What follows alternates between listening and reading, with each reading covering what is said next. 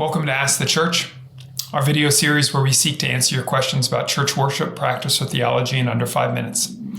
Today's question is about the beginning of the Anglican Reformation, and it's a question that comes in the form of an accusation. The accusation is this: the Anglican Church only exists because a wicked king wanted a divorce. How do you answer that? That's an accusation that you sometimes hear from Roman Catholics, and is based on true historical facts. The Anglican Church sort of began, or the church in England split away from the church in Rome because Henry VIII wanted a divorce. Now, some would actually point out that the situation is a little more complicated than that. We can understand the history in a more nuanced fashion. But even with a more nuanced understanding of Henry VIII's motives, I would suggest that he's not worth defending. The accusation in some sense is true. How do we answer it? I would point to sort of three basic streams of the answer. The first is about God's providence in the midst of human history.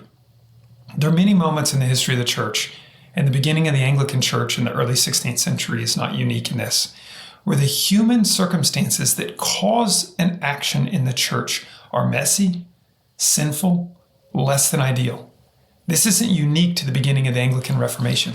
Human history is full of sin, and there are times that political actors and other people have forced the church to do things that in the midst of human sin, God's providence still overshadows.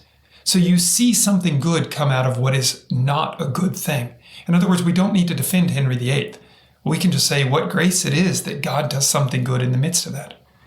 A part of that answer, it recognizes the fact that even though Henry VIII's motives aren't good, we wouldn't defend them.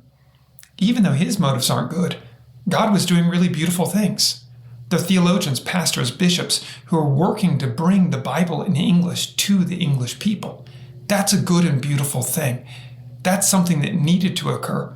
There are people who are working to actually clarify theology, to make certain people understand the gospel. That's good and beautiful work that's happening in the midst of a broken situation. In other words, we don't need to defend Henry VIII. We can say that God used that situation to do something good and beautiful, something that needed to occur. But still, a Roman Catholic could cede that point and say, and still, the Anglican Church ought to be under the authority of the Bishop of Rome. This is where I get into the next part of the answer. That belief that the Anglican Church ought to be under the authority of the Bishop of Rome is a belief very simply that Anglican theologians by and large don't share.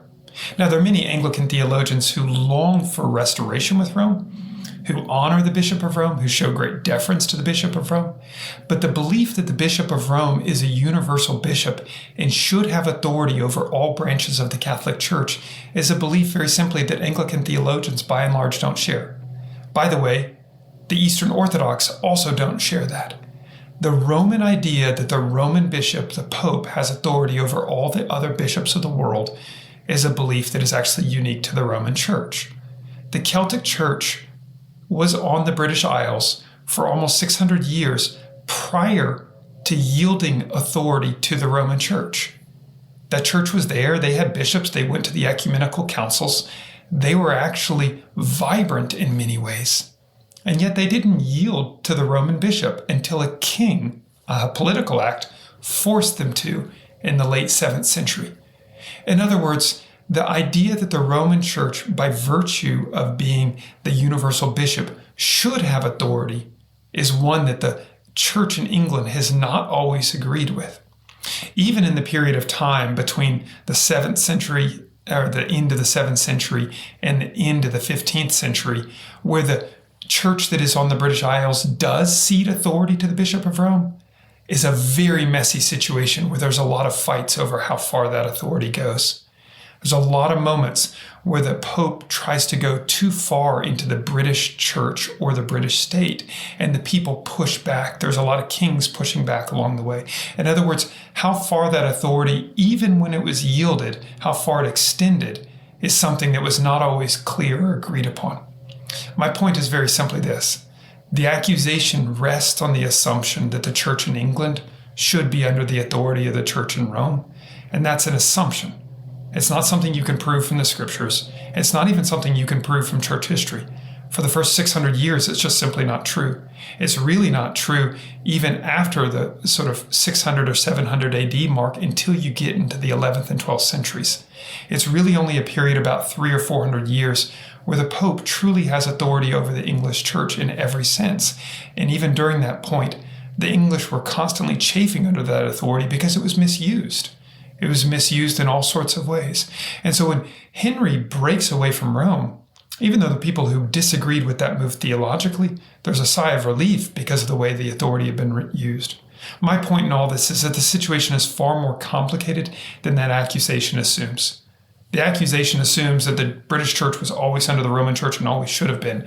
And the history doesn't bear that out, nor does any sort of theology that the Anglican Church would actually assent to. Beyond that, though, God works in messy historical situations. We can say, indeed, this church, sort of, at least the Reformation era version of this church, was birthed in a sinful human situation. But God was not absent there. And he's not absent in the midst of our sinful situations now. We can grab onto his providence in the messiness of human history. Hope that this answer helps. As always, thanks for watching this edition of Ask the Church. If you have other questions, send them to Stephen@incarnationrichmond.org. And now go in the grace of God.